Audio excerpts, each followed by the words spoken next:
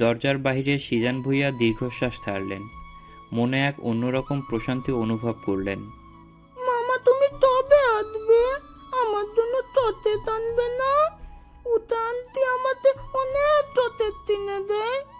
এই তো বাবা, খুব শীঘ্রই আসবো। তোমার জন্যে এত এত চকলেটও নিয়ে আসবো।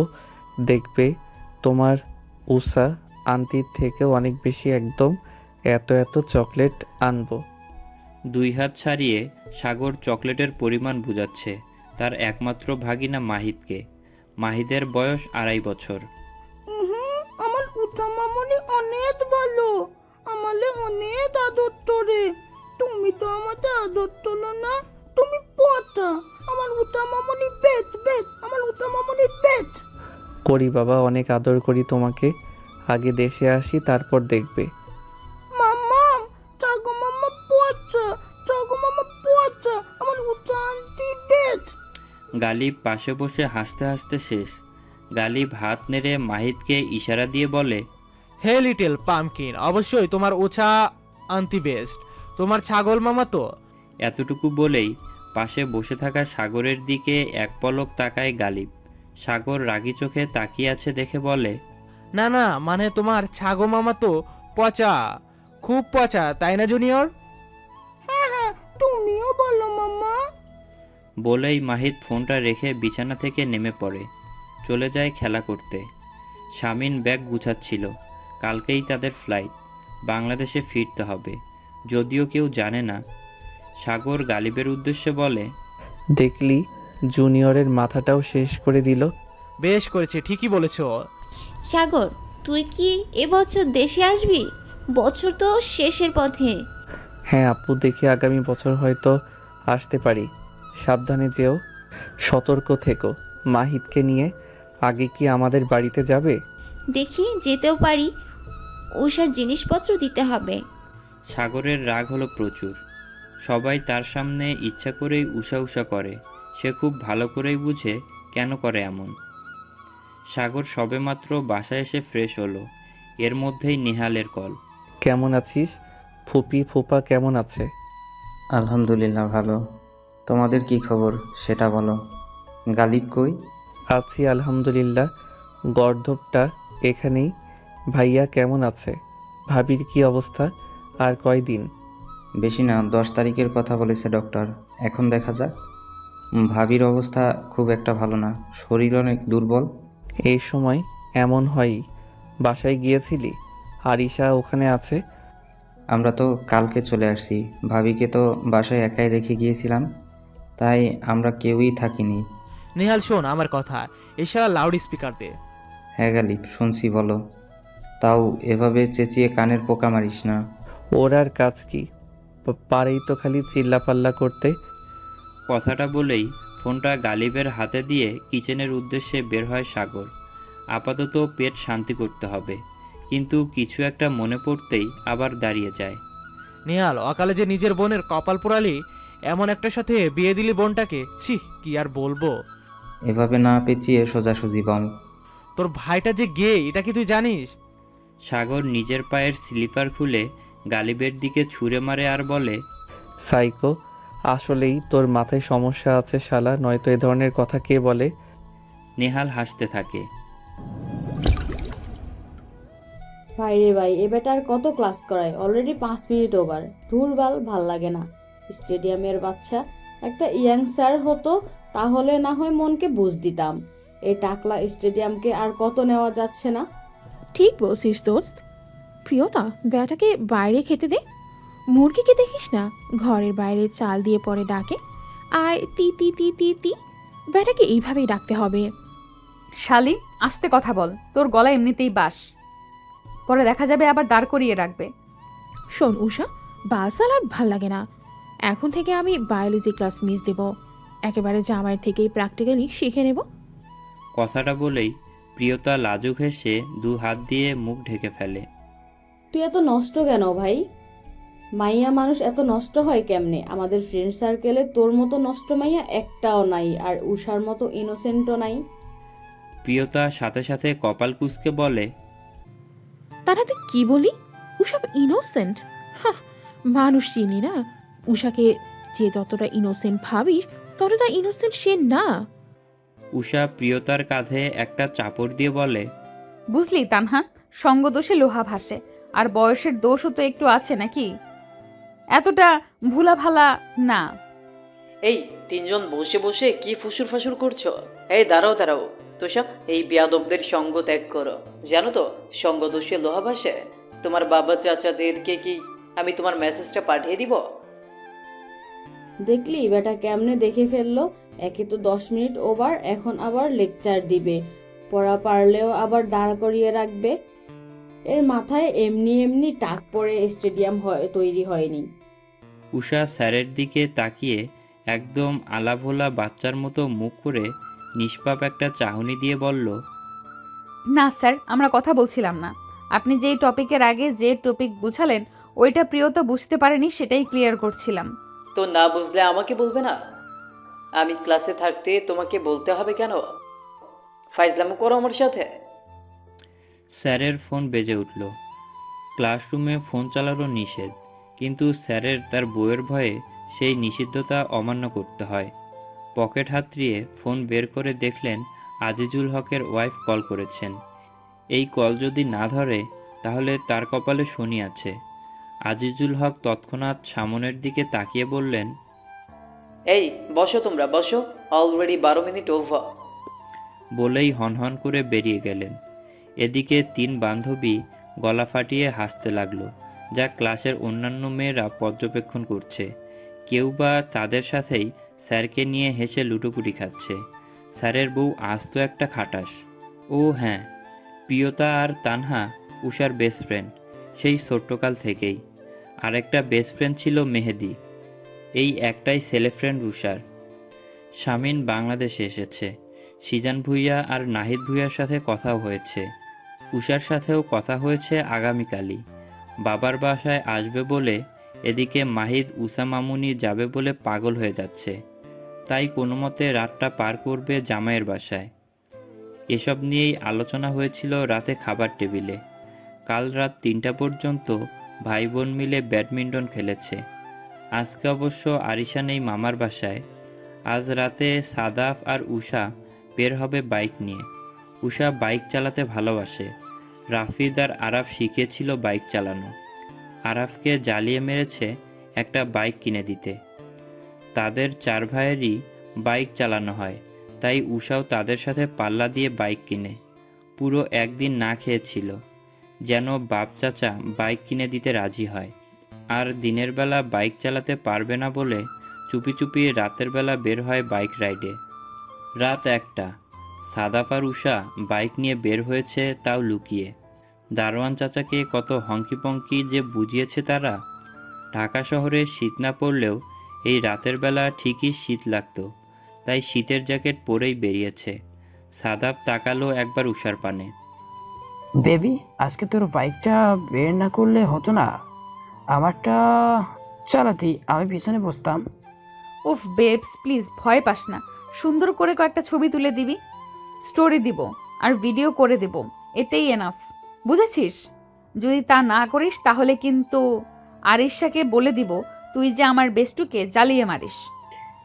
এই না না, ডাইনিটা পরে আমাকে জ্বালিয়ে মারবে। চল চল বের হই, আজকে হাতির ঝিলের দিকে যাব, বুঝলি? তারপরে 300 ফিট যাইতে পারলে ভালোই হতো, কিন্তু ভাইয়ারা সাথে নেই। ভাইয়ারা থাকলে অবশ্যই তোকে নিয়ে যেতাম।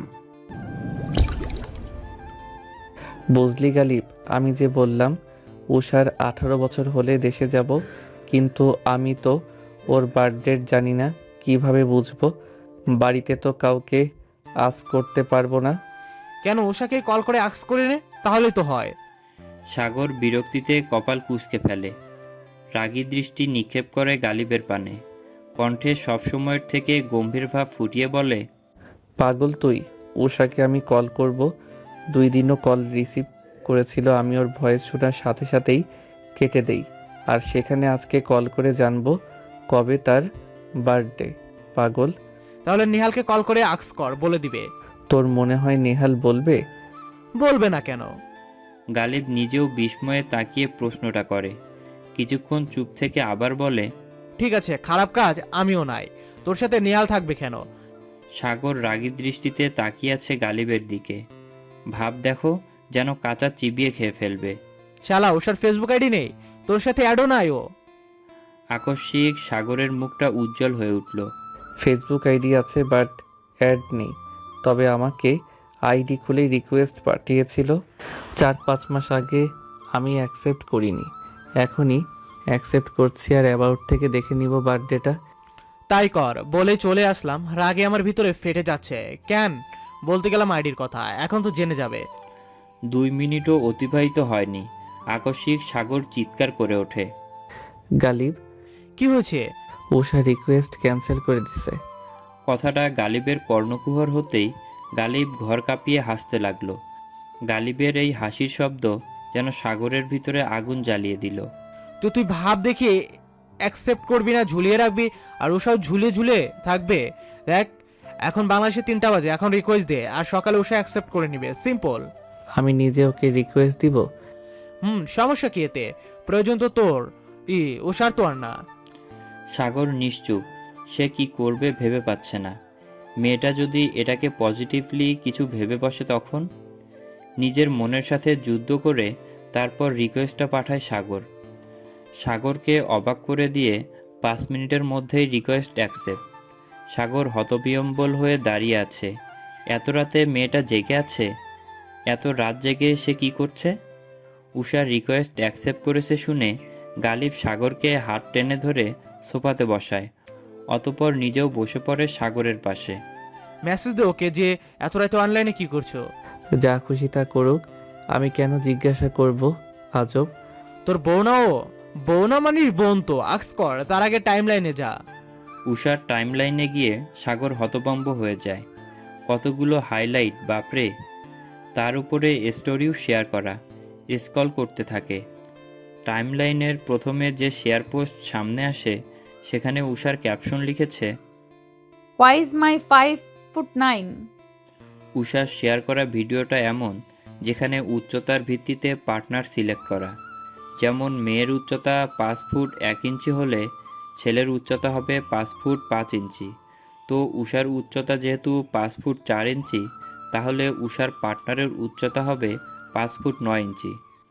আর উষা সেই ভিডিও শেয়ার দিয়ে ক্যাপশনে লিখেছে, হোয়ার ইজ মাই 5.9 ইঞ্চি, সাথে একটা কান্নার ইমোজি। ভিডিওটা সাগর ভ্রুকুচকে 3 বার দেখেছে। কমেন্টের সংখ্যা স্পষ্ট দেখাচ্ছে 27টি, অথচ ভিডিওটা শেয়ার করেছে মাত্র 40 মিনিট আগে। গালিব দ্রুত কমেন্টে ক্লিক করে। সেখানে প্রথম কমেন্টটাই প্রিয়তার। সাগর প্রিয়তাকে চিনে, খুব ভালো করেই চিনে। উষার ছোটবেলার ফ্রেন্ড। নিচেরটা তানহাকেও সাগর চিনে। তানহা কমেন্ট করেছে, তোর জামাই তো নিশ্চয়ই কোনো মেয়ের কম্বলের নিচে আছে।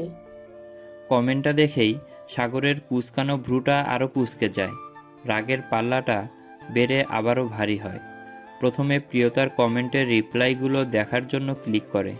প্রিয়তা কমেন্ট করেছে, কিন্তু তোর তো 6 লাগবে না, মানে 6 ফিট আর কি। সাথে একটা ব্যাঙের ইমোজিও দেওয়া। কমেন্টটা দেখে সাগর আর গালিব দুজনেই দুজনের দিকে কিছুক্ষণ হতভম্ব হয়ে তাকিয়ে থাকে। আকস্মিক গালিব ঘর কাঁপিয়ে হেসে ওঠে। সে কমেন্টের মানেটা খুব বুঝতে পেরেছে। সাগরের রাগটা আরও বেড়ে যায়। প্রথম রিপ্লাই দিল মেহেদি, আমার ভাই তো 6 না, মানে আমার ভাই তো 6 ফিট। গালিবের হাসি দেখে কে? বেচারার চোখ দিয়ে পানি বের হয়ে গেছে। পেটে মনে হচ্ছে খিল লেগে গেছে। সাগরের দিকে তাকিয়ে বলে, এভাবে তাকাস কে, খেয়ে ফেলবি। এবার উষা রিপ্লাই করে, আমি কবে এসব বলেছি? আমার কাছে লম্বা ম্যাটার করে না, আমার কাছে মানুষটাই আসল, মানুষটা খাঁটি হলেই হয়। বোকা উষা না বুঝেই রিপ্লাই করে। প্রিয়তা আবার বলে, দিন শেষে লম্বাটাই ম্যাটার করে দোস্ত। সাগর হতভম্ব। মেয়েরাও এত দুষ্টু এবং পাজি হয়? এত ডাবল মিনিং কথা বলতে পারে?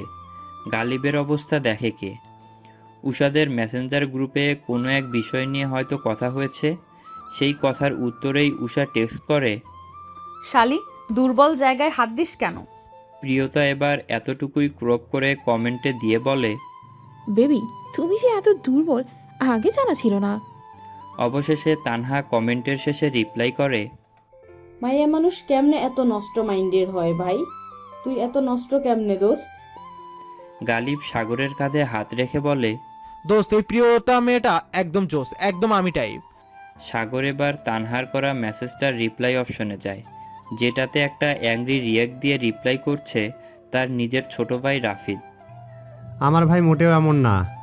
বলেই একটা ভেংচির ইমোজি দিয়ে দেয়। সাগর হাসে, ভাইয়ের সাথে যত ঝামেলাই হোক চরিত্রের দাগ লাগতে দিবে না। বাকি কমেন্টস আর দেখে না। পরে পোস্ট দেখতে উদ্যত হয়। পরের পোস্টটা শুক্রবার শেয়ার করেছে, যেটাতে মেয়ে বিয়ের সাজে গাড়িতে বসা আর ভিডিওতে লেখা, আর একটা শুক্রবার চলে গেল, এখনও কোনো গোলামের পুত এলো না। আর উষা নিজে ক্যাপশন দিল, আসলো না রে, আসলো না। গালিবের এবার অবস্থা খারাপ। এমন বিনোদন সে লাইফে খুব কমই পেয়েছে। সাথে সাগরের রেগেমেগে বোম হওয়াটা তাকে আরও বেশি আনন্দ দিচ্ছে। এই পোস্টে রাফিদ কমেন্ট করেছে, আনফর্চুনেটলি গোলামটা তোর বড় আব্বু, তোর বাবার বড় ভাই। সাগরের আর কিছু দেখার সাহস হলো না। তার বংশের মেয়ে তার বউ যে এত বেয়াদব হয়ে গেছে ভাবতেই পারছে না। সাথে আবার ভাইদের আশকারা। এবার গেল স্টোরি দেখতে। 4টা স্টোরি শেয়ার করা, তা দেখে আনমনেই বিড়বিড় করে, আল্লাহই জানে এখন আবার কি উদ্ভট জিনিস শেয়ার করেছে। প্রথম স্টোরিতে 2টা মেয়ের পায়ের ছবি। একটাতে পায়ে সোনালি কালারের নুপুর, আর একটা মেয়ের পা খালি। ক্যাপশন দেওয়া, আজ কেউ নেই বলে এমন গিফট দেয় না, তাই পাটাও খালি পড়ে আছে। সাগরের বিরক্তিতে আর রাগে মাথা ফেটে যাচ্ছে। তার বউ কি এখন অনলাইনে ডিজিটাল ভিক্ষা শুরু করেছে? পরের স্টোরিটা ব্যাডমিন্টন খেলার ভিডিও, যেখানে ফেস দেখা যাচ্ছে আরিশা আর আরাফের, আর পিছন পার্টনার দেখতে পাচ্ছে মেবি সাদাফ, আর মেয়েটা হয়তো উষা।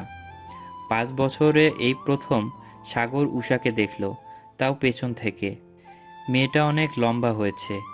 বিয়ের সময় যেমন গুলুমুলু ছিল এখন আর তেমন না। দেখেই বোঝা যাচ্ছে নিজের ফিটনেস নিয়ে খুব কনসার্ন। চিকন পাতলা দেহের গড়ন, কোমরের নিচ অবধি চুলগুলো একদম স্ট্রেট। উষার মায়ের চুলও এমন সোজা ছিল। উষার চুলের রং কুচকুচে কালো, কিন্তু উষার মায়ের চুলের রং ছিল লাল। উষার মা তো ছিল রাশিয়ান। রাশিয়ান মেয়েরা তো প্রয়োজনের থেকে একটু বেশি সুন্দর হয়।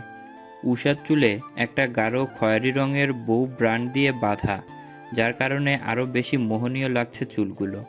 উষার পরনে প্যান্ট আর সাদা ফ্লোরাল প্রিন্টের হাঁটু পর্যন্ত লং একটা টপস। কিভাবে ব্যাডমিন্টন খেলছে বাবা!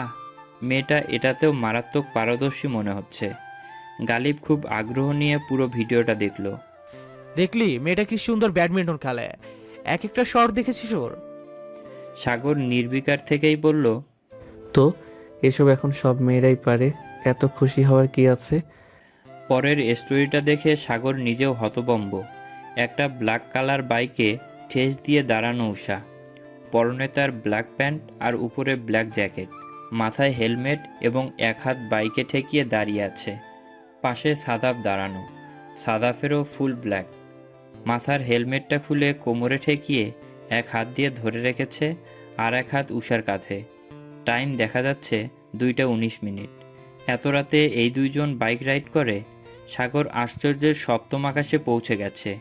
এও সম্ভব? তার বাপ চাচা কই? দেখলি মেয়েটা বাইকও চালাতে পারে। সাগরের কোনো ভাবাবেগ হলো না। সে কি বলবে ভেবে পাচ্ছে না। আর এই বাইকটা কার? এটা তো আরাফ, সাদাফ বা রাফিদের বাইক না? তাহলে? চিন্তা আর রাগে মাথা ফেটে যাচ্ছে। পরের স্টোরিটা উষার বাইক রাইডের। বলা বাহুল্য খুব সূক্ষ্মভাবেই বাইক চালিয়েছে উষা। এবার হাইলাইট দেখে বুঝলো মেয়েটা বাইক, সাইকেল, আকাশ, চাঁদ, শাড়ি, চুড়ি অনেক বেশি ভালোবাসে। এক কথায় ওর দুর্বলতা। এবং একটা হাইলাইটে উষার কণ্ঠে গাওয়া গানও শুনে, যেখানে সেই টাইটানিকের my heart will go on এই গানটা আবেগ দিয়ে গেয়েছে। এই গানটা সাগরের খুব পছন্দের। উষার কণ্ঠ যে এত সুন্দর তা সাগরের কল্পনাতেও ছিল না। সাগরের এমন হাঁসফাঁস অবস্থা দেখে গালিব বলল, তুই ওকে টেক্সট দে, জিজ্ঞেস কর এত রাতে এসব কি। আর সাদাফেরও আঙ্কেল নেই, একটা মেয়েকে নিয়ে এত রাতে বাইরে বের হয়? সাগর কোনো কথা না বলে দ্রুত মেসেজ অপশনে ক্লিক করে আর ইনবক্সে গিয়ে দেখে আজ থেকে প্রায় 2 মাস আগে সাগরের জন্মদিনে উইশ মেসেজ পাঠিয়েছে উষা, যেটা সত্যি সাগর দেখেনি। গালিব এবার খুব জোরেই সাগরের পিঠে কিল দেয়। শালা মেয়েটা তোকে বার্থডে উইশটাও করেছিল, তাই তুই রিপ্লাই করলি না? সাগর প্রতিউত্তর না করে টেক্সট পাঠায়, এত রাতে অনলাইনে কি করিস তুই? উষা অ্যাক্টিভ আছে কিন্তু রিপ্লাই করলো না। পাক্কা 4 মিনিট পর সে অফলাইন হয়ে গেছে। সাগর ঠিক লক্ষ্য করেছে মেসেজটা ডেলিভার্ড হয়েছে। উষার ইগনোর যেন সে মেনে নিতে পারল না। রাগটা এবার আবারও বেড়ে গেল। তা দেখে গালিব বলল, ঠিক হয়েছে, শালা দাম দিবে না, তুই টেক্সট করলে তাকে হোম লিখে রিপ্লাই করতে হবে না? ও কত আদুরে মেয়ে জানিস তুই, কত সুন্দরী সে, আর তুই কি না? আরও কিছু বলার আগেই সাগর গালিবের কলার ধরে অগ্নিচোখে তাকিয়ে থেকে চিৎকার করে ওঠে, সুন্দর তো কি হয়েছে, মাথা কিনে নিয়েছে? বারবার সুন্দর সুন্দর করবি না। এই সৌন্দর্যই সব কিছুর কাল। এই সৌন্দর্যের জন্যই আমি ওকে আপন করে নিতে পারছি না। এই সৌন্দর্যের জন্যই আমার পরিবারকে কত ভোগান্তি ভুগতে হয়েছে তা তুই জানিস না? আমার চাচ্চুর কষ্ট তুই দেখিসনি? চাচ্চুর এই সুন্দরী মেয়েটাও দেখেনি। সুন্দরী মেয়েরা কখনো কাউকে মন থেকে ভালোবাসতে পারে না। তাদের নিজেদের সৌন্দর্য নিয়ে অনেক অহংকার। সব নারী ছলনাময়ী। গালিব শান্ত দৃষ্টিতে তাকিয়ে বলে, তোর মাও একজন নারী, তোর বোনও একজন নারী। উষাকে বউ হিসেবে না মানলে ভবিষ্যতে যাকে বিয়ে করবি সেও একজন নারী। তো কথার মানে তো এই দাঁড়ায় যে তোর মাও একটা ছলনাময়ী। আসলে কি তাই? একটা নারীর জন্য কেন গোটা নারী জাতিকে কলঙ্কিত করছিস? সাগর চুপ হয়ে যায়। গালিবের প্রতিউত্তরে সে কি বলবে ভেবে পায় না। গালিবের কলার ছেড়ে দেয়। আস্তে আস্তে নিয়ন্ত্রণে চলে আসে। কয়েক সেকেন্ড আগের হিংস্র মানবকে এখন একদম বিড়ালছানার মতো লাগছে গালিবের কাছে। সাগর সোফাতে মাথা হেলিয়ে দিয়ে কপাল চেপে ধরে। আড়মোড়া ভেঙে উঠে বসে উষা। জানালার পর্দার ফাঁক দিয়ে আসা লাইটের আলোর দিকে কতক্ষণ তাকিয়ে থাকে। আনমনেই হেসে ফেলে। আজকে অন্য দিনের তুলনায় মন মেজাজটা একটু বেশি ফুরফুরে উষার। জলদি উঠে ওয়াশরুমে যায়। কিছুক্ষণ পর একেবারে অজু করে বের হয়। আগে ভাইদের ডেকে তুলবে, তারপর বাপ চাচাদের। সকাল 10টা থেকে উষার কলেজের ক্লাস শুরু হয়। সেই হিসেবেই 8:30টার দিকে রেডি হয়ে চলে যায় উষা। আর রেডি হয়ে এসে সবার সাথে খেতে বসে। আজকেও তার ব্যতিক্রম হয়নি। হঠাৎ দরজায় করাঘাত শুনে উষা থমকে দাঁড়ায়, বিড়বিড় করে, এ সময় আবার কি আসলো? ভাবনার মধ্যেই সাদাফের উৎকণ্ঠা আওয়াজ শুনতে পায়। উষা দ্রুত দরজা খোলে। সাদাফের মুখটা দেখে মনে হচ্ছে কেউ ওকে জোর করে কলার জুস খাইয়ে দিয়েছে। আজব, তোর মুখের এই বেহাল দশা কেন? সাদাফ উষার দিকে রাগী দৃষ্টি নিক্ষেপ করে বলল, দ্রুত অনলাইনে আয়, আর নয়তো তোর কপালে শনি আছে। বলেই আর এক মুহূর্তও দাঁড়ালো না সেখানে। যেভাবে এসেছিল সেভাবেই চলে গেল। আরে ভাই, এর আবার কি হয়েছে? এমন করলো কেন? আর অনলাইন যেতে বললো কেন? কিছু কি করেছি আমি? তেমন একটা পাত্তা দিল না উষা। মনোযোগ দিল হিজাব পরায়। হিজাব পরা প্রায় শেষের দিকে। আচমকায় উষার হাত থেমে যায়। চোখ দুটো বড় বড় হয়ে যায় আর শীতে নিজের প্রতিবিম্বের দিকে হতবম্বের মতো তাকিয়ে থাকে। হ্যাঁ, রাতেই তো সাগর ভাই আমাকে টেক্সট করেছিল। আমি তো ভাব দেখাতে গিয়ে রিপ্লাই করিনি। এখন এটার জন্য কি সাদাফকে পাঠালো? আয় হায়, দিলে তো লাড্ডু ফুটছে আমার। খুশিতে যে কি করবে উষা বুঝতে পারল না। দৌড়ে চার্জে বসানো ফোনটা খুলে ফেলে। দ্রুত মেসেঞ্জারে ঢোকে। ইস, সাগর ভাই নিজে আমাকে টেক্সট করেছে। ভাবতেও কেমন লজ্জা লজ্জা লাগছে আমার। সাগর ভাই অনলাইনে আছে, দ্রুত রিপ্লাই করলাম। কেমন আছেন সাগর ভাই? ফোন হাতে নিয়ে দাঁড়িয়ে আছে। 15 মিনিটেরও বেশি সময় হয়ে গিয়েছে। সাগর ভাই রিপ্লাই করেনি। টেক্সটটা ঠিকই 2 মিনিটের মধ্যেই সিন করেছে, কিন্তু রিপ্লাই করেনি। ইচ্ছা করছে নিজের মাথার চুল নিজেই ছিঁড়ে ফেলে।